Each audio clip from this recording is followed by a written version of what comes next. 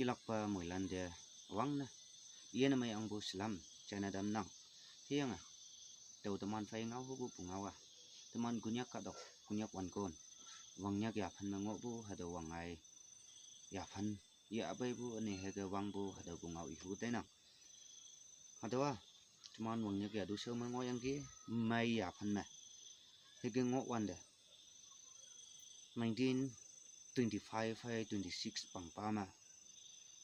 British government kaya ya du so ma ya teman fai quiz sama jam sabu quiz sama jahenau dam lo bu mai nok cheng so ma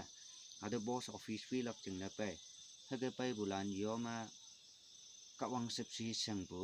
au ka da jang wa yang ke pungau ga hage nang hage ngi nang hage pai bu iya ada boss office nok vi so yang em cheng da akhoya sa man bu au cheng da e lai yi wan da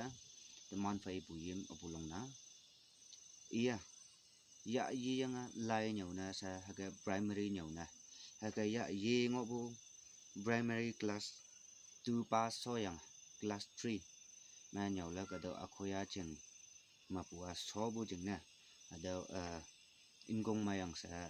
menang ado au ka da thang bu tai bu i cham ngo dai bu ado missionary lan phai cham sa ngo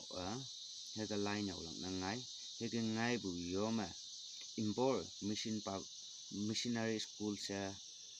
nyegeng ado missionary mission school ma 1931 ma yilak pa e lai nyau wa Taiwan da teman fai bu yam long na e mong lep 1931 ma he ga mong lep e nyeng nyeng da Christian wang la me bu mai lak sa ta ya 1932 ma 1932 11 December ma e pepti dam wa man fai sopong wa di au kaya e da haga pepti tam yang haga pepti tam yang phai ma e la i wa man fai poyem apulong na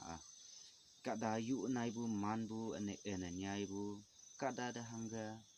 nyau lai la khado abong ta bu ka da nang yang haga ngo yang e phai cham sa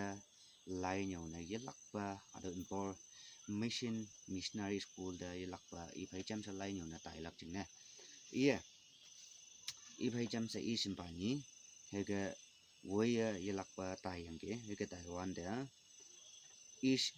i phai cham sa tai bu sampalan lem ngo yang ke cha da handkon ani ni se bu ba el dongmat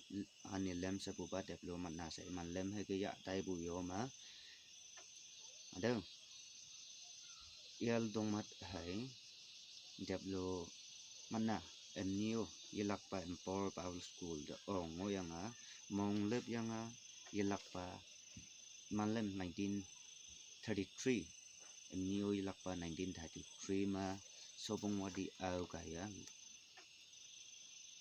emni pepti dam yang imanlem haga teman kunyak chingna sangnyak ani maibu ya du shau wangnyak hayem na ngo bumbu wangai hayem na meng lak chingna iman mong chang da ya iman haga sangnya ga Christianity ya awangpu aga tholam wanglam ya awangpu deni iman ye onga wangai hayem na meng bungonang sa deman mulana dau pungau gai pungau lai de ma mulana do pungau lai de yingi bulan mangu lak ani ngi bulan ngok lak sa tai bua dau pungau mulana maya sanglak chingna khoya sanglak chingna sa tawa hado pungau so gna haga idam nang moilan chai balan esai de kawang ilak pa moiman anio ilak pa do hagi bu pungau ani hangi lame haga semai sa langlak chingna moilana subscribe sai comment like na meng tam phau sa moilan da do ngau request na yo bedo tongbu hado ngau lan chai na tam nang thank you kawang ilak pa moiman